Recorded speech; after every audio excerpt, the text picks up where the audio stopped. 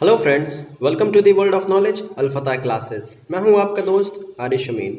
Friends, आज हम class 10th subject history के दूसरे चैप्टर समाजवाद एवं साम्यवाद के ऑब्जेक्टिव क्वेश्चंस को डील करेंगे और याद करने की कोशिश करेंगे। पहले हम फ्रेंड्स इस चैप्टर्स का थोड़ा बेसिक जानकारी ले लें, उसके बाद ऑब्जेक्टिव क्वेश्चंस को डील करेंगे। तो आइए फ्रेंड्स जानते हैं समाजवाद क्या है। समाजवाद मतलब सोशलिज्म। क्या है सोशलिज्म?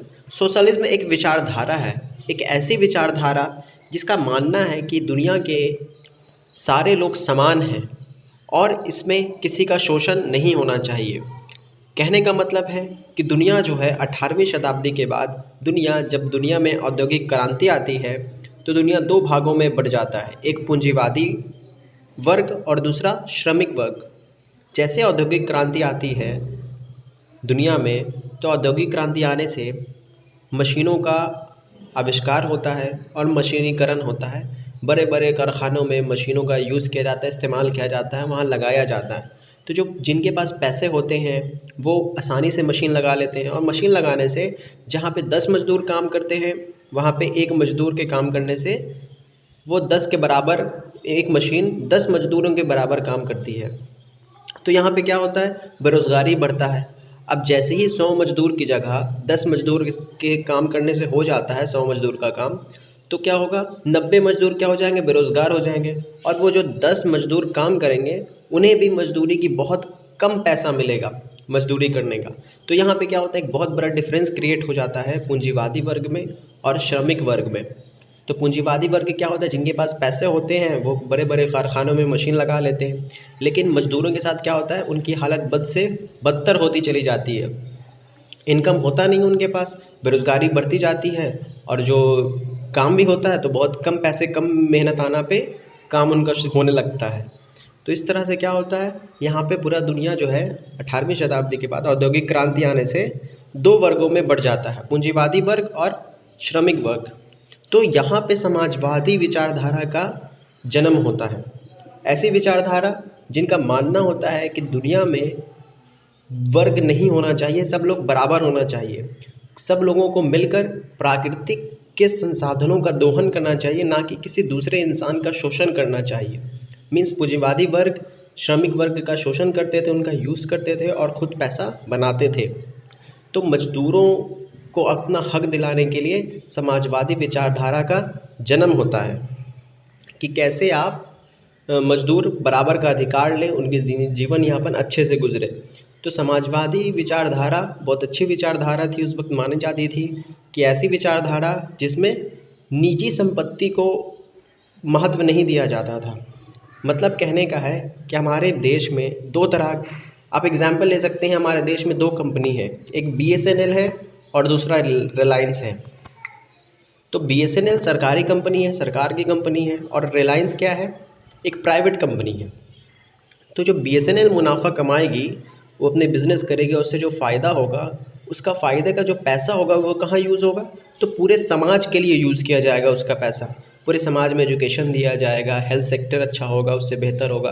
तो उसका जो मुनाफा होगा वो किसके लिए होगा, पूरे समाज के लिए होगा।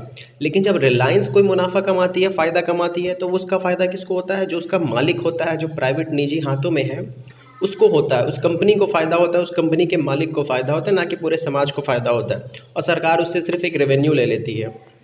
तो ये क्या होता है, वैसी विचारधारा जिसमें क्या हो, पूरे समाज का भला हो, फ़ायदा हो, पूरे समाज के बारे में सोचा जाए, उसको हम क्या कहते हैं, समाजवादी विचारधारा। और जो समाजवादी विचारधारा से प्रेरित होते हैं वैसे लोग क्या कहलाते हैं, साम्यवादी लोग कहलाते हैं। आई होप फ्रेंड्स आपको समझ में आया हो बेसिक जानकारी समाजवाद एवं साम्यवाद में। आइए फ्रेंड्स अब इसके ऑब्जेक्टिव क्वेश्चंस को डील करते हैं। उससे पहले हम बता दें आपको कि इस चैप्टर में कुछ बहुत इंपॉर्टेंट पर्सनालिटीज़ हैं।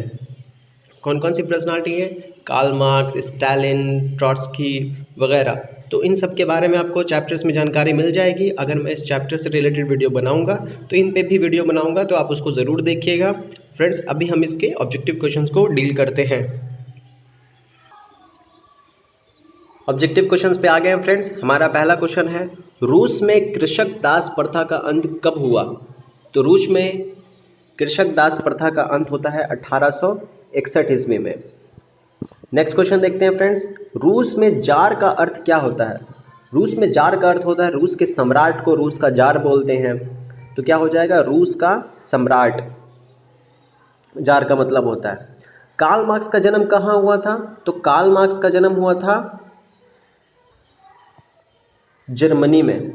कहाँ हुआ था फ्रेंड्स? जर्मनी में। कार्ल मार्क्स का जन्म होता है जर्मनी में। नेक्स्ट क्वेश्चन, साम्यवादी शासन का पहला प्रयोग कहाँ हुआ? तो साम्यवादी शासन का पहला प्रयोग रूस में हुआ था। नेक्स्ट क्वेश्चन देखते हैं फ्रेंड्स, यूटोपियन समाजवादी कौन नहीं था? यूटोपियन समाजवादी कौन नहीं था? तो कार्ल मार्क्स नहीं था यूटोपियन समाजवादी। नेक्स्ट क्वेश्चन है, वार एंड पीस किसकी रचना है? तो वार एंड पीस टॉल्स्टॉय की रचना है। किसकी रचना है? टॉल्स्टॉय की रचना है। नेक्स्ट क्वेश्चन देखते हैं फ्रेंड्स, बोल्शेविक क्रांति कब हुई? तो बोल्शेविक क्रांति होती है नवंबर 1917 में। नवंबर 1917। नेक्स्ट क्वेश्चन देखते हैं फ्रेंड्स, लाल सेना का गठन किसने किया था? तो लाल सेना का गठन ट्रॉट्स्की ने किया था। लेनिन की मृत्यु कब हुई? तो लेनिन की मृत्यु 1924 में हुई। ब्रेस्ट-लिटोव्स्क की संधि किन देशों के बीच हुआ था? तो रूस और जर्मनी के बीच हुआ था ब्रेस्ट-लिटोव्स्क की संधि। आई होप फ्रेंड्स आपको समझ में आ रहा हो। आते हैं नेक्स्ट क्वेश्चन पे फ्रेंड्स, रूसी क्रांति के समय शासक डैश था।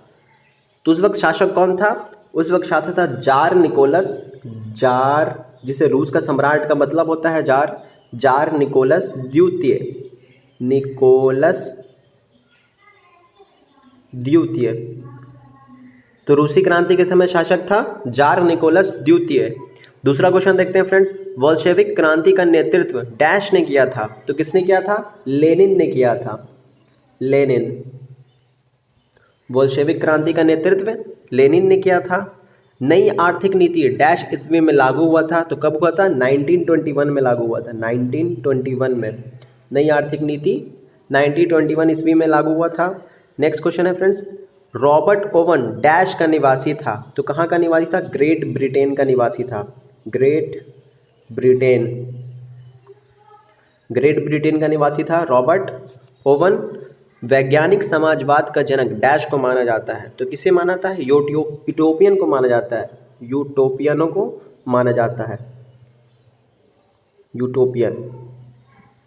वैज्ञानिक समाजवाद का जनक यूटोपियन को माना जाता है। आता है फ्रेंड्स नेक्स्ट क्वेश्चन पे। नेक्स्ट क्वेश्चन है, मैच द फॉलोइंग, सुमेलित करें। तो दास कैपिटल, दास कैपिटल किसकी रचना है? तो दास कैपिटल कार्ल मार्क्स की रचना है। तो दास कैपिटल किससे रिलेटेड हो जाएगा? कार्ल मार्क्स से रिलेटेड हो जाएगा। चेका क्या है? तो चेका गुप्त पुलिस संगठन है। चेका क्या है? गुप्त पुलिस संगठन थी चेका। नई आर्थिक नीति, तो नई आर्थिक नीति किसने लाया था? लेनिन ने लाया था। तो लेनिन हो जाएगा नई आर्थिक नीति।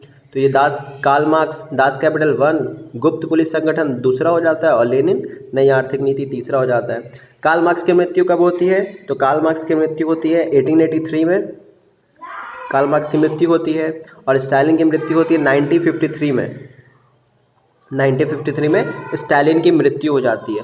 तो फ्रेंड्स यहाँ पे इस चैप्टर का ऑब्जेक्टिव क्वेश्चंस कंप्लीट होता है। फिर मिलेंगे हम लोग नेक्स्ट क्वेश्चन में फ्रेंड्स यहाँ पे चैप्टर 2 समाजवाद एवं साम्यवाद के ऑब्जेक्टिव क्वेश्चंस को हमने डील कर लिया। आई होप आपको वीडियो पसंद आया हो। वीडियो पसंद आया हो तो वीडियो को लाइक कीजिएगा, अपने फ्रेंड्स के साथ शेयर कीजिएगा, हमारे चैनल को ज़रूर सब्सक्राइब कीजिएगा। मिलेंगे फिर हम लोग नेक्स्ट वीडियो में फ्रेंड्स, तब तक के लिए पढ़ते रहें। Bye bye, take care.